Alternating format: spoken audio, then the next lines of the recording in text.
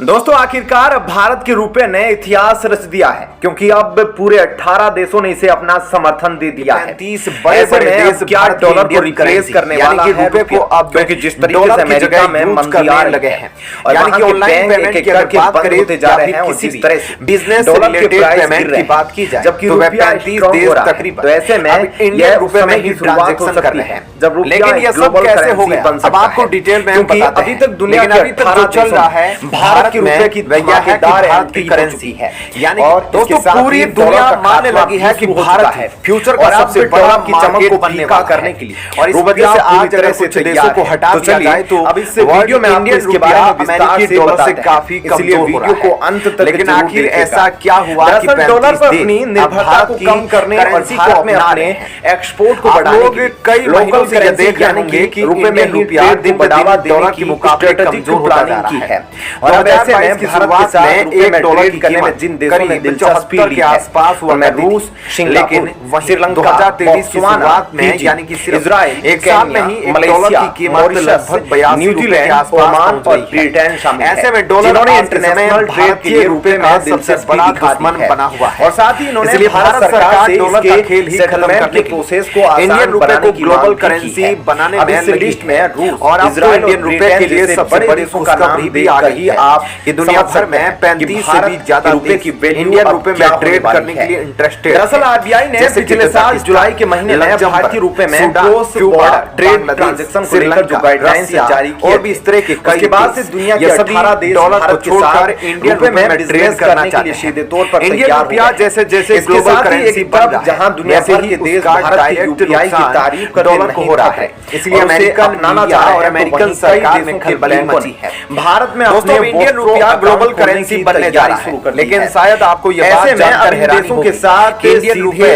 रुपए में मुस्लिम देश ट्रेड किया जा सकेगा यूज किया करते हैं। अब तक यानी कि इन देशों की ऑफिशियल करेंसी कई सालों तक अलग अलग हिस्सों में खोले जा चुके हैं। साल 1966 में खोले गए 49 इंडियन रुपए को छोड़ दिया था। रूस और आज की बात करें तो ये बात सबको पता है कि डॉलर दुनिया की सबसे इजराइल और जर्मनी के बैंक शामिल है और आज के समय दुनिया में लगभग जितने भी ट्रेड होते हैं वे सभी डॉलर की मदद से किया जाता है। इसलिए डॉलर की कोई जरूरत नहीं, रिजर्व में डॉलर का तो भारत में दूसरे देश के साथ वो ट्रेड कर सके है। ऐसे में यही डॉलर आज के आने वाले देशों के लिए भारत के लिए खड़ी कर रहा है, क्योंकि अमेरिका डॉलर को अब रुपए के लेन-देन वेपन के रूप में यूज करने लगा आसान बनाए। जैसे अब ईरान अमेरिका के खिलाफ जाने लगा तो अमेरिका ने उस पर भारत के पड़ोसी देश ने जिसके बाद ईरान देश यूपीआई को अपनाया पूरी तरह से बर्बाद हो गई। और नया एग्जांपल तो आप सबके सामने ही है, ओमान में भी अब रशिया ने जैसे ही यूक्रेन पर हमला किया तो अमेरिका ने रशिया पर और कई देश है जो भारत की यूपीआई के साथ जिसके तहत रशिया के फॉरेन रिजर्व में जल्द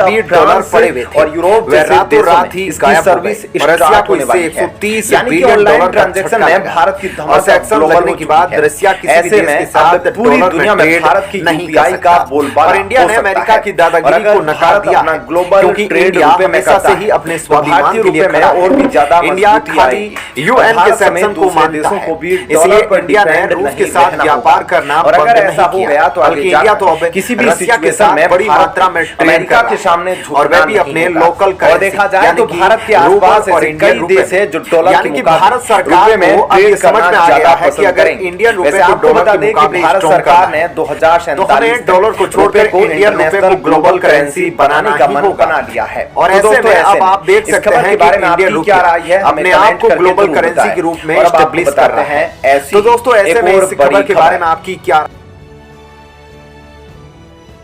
दोस्तों अब भारत में खालिस्तानी अलगाववादियों के नेटवर्क पर एक्शन लेना शुरू हो गया है। ऐसे में जहां एक तरफ भारत के पंजाब में अलगाववादियों पर लगाम लगाने के लिए भारतीय सुरक्षा एजेंसियां और पुलिस काफी तेजी से काम कर रही है, तो वहीं दूसरी तरफ खुद को डेवलप सुरक्षित देश होने का दावा करने वाले 4 बड़े देशों ने भी खालिस्तानी समर्थकों के आगे घुटने टेक दिए हैं। और हैरानी की बात तो यह है कि चारों देश ऐसे हैं जो भारत को अपना सबसे बड़ा पार्टनर बताते हैं, जिसने भारत को अपनी फॉरेन पॉलिसी और पश्चिमी देशों के साथ अपने संबंधों पर एक बार फिर से सोचने पर मजबूर कर दिया है। ऐसे में 4 देश कौन से हैं और क्या है पूरी खबर, चलिए अब इस बारे में आपको थोड़ा सा विस्तार से बताते हैं। दरअसल दोस्तों हम बात कर रहे हैं ब्रिटेन, ऑस्ट्रेलिया, कनाडा और अमेरिका की, क्योंकि इन चारों ही देशों में भारत के हाई कमीशन और काउंसलेट पर पाकिस्तानी समर्थकों द्वारा हमले किए गए, जिसने भारत को गुस्सा दिलाने के साथ साथ हैरान भी कर दिया, क्योंकि किसी भी देश का हाई कमीशन या एम्बेसी दूसरे देशों में सबसे सुरक्षित जगह मानी जाती है।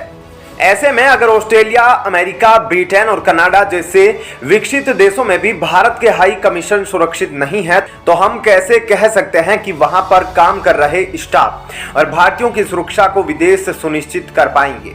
क्योंकि भारत में खालिस्तानी अलगाववादी अमृतपाल सिंह की गिरफ्तारी के आदेश के बाद ही इन चारों पश्चिमी देशों में खालिस्तान समर्थकों का नेटवर्क पूरी तरह से एक्टिव हो चुका है। और सबसे हैरानी की बात तो यह है कि इन खालिस्तानी अलगाववादी नेटवर्क की ताकत ने आज भारत समेत सभी देशों को हैरान कर दिया, क्योंकि किसी को भी इस बात का अंदाजा नहीं था कि यह अलगाववादी इतने मजबूत हो चुके हैं कि यह कनाडा और ऑस्ट्रेलिया के अलावा अमेरिका और ब्रिटेन जैसे देशों में भी भारत की एम्बेसी और हाई कमीशन पर हमला कर सकते हैं, जिसके कारण भारत इस हमले को काफी गंभीरता से ले रहा है।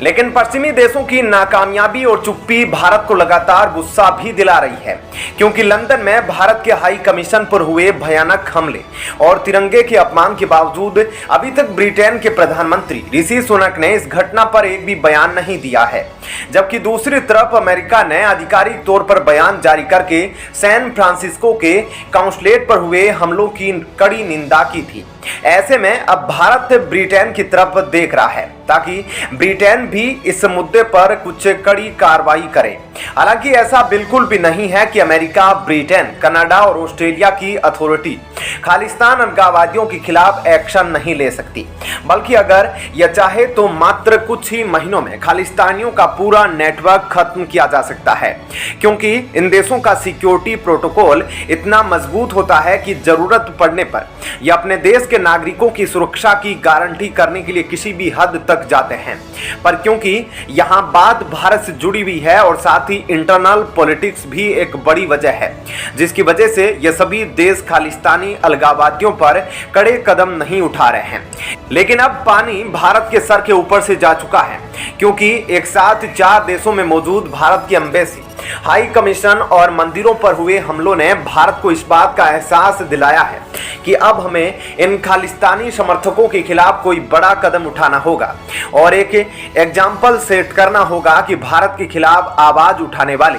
किसी भी व्यक्ति का अंजाम अच्छा नहीं होगा, जिसके तहत आज भारत में मांग उठ रही है कि जितने भी भारतीय मूल के लोग इन घटनाओं में शामिल थे उनके पासपोर्ट कैंसिल किया जाए और उनको भारत में लाकर कड़ी से कड़ी सजा दी जाए। और इन घटनाओं के बाद यह साफ हो चुका है कि भारत को अब इन खालिस्तानी मूवमेंट को काफी गंभीरता से लेना चाहिए और इसे फौरन खत्म करना होगा। यह तो आगे जाकर यह भारत की सुरक्षा के खिलाफ एक बड़ी चुनौती के तौर पर सामने आ सकता है। तो दोस्तों, ऐसे में इस खबर के बारे में आपकी क्या राय है, हमें कमेंट करके जरूर बताएं।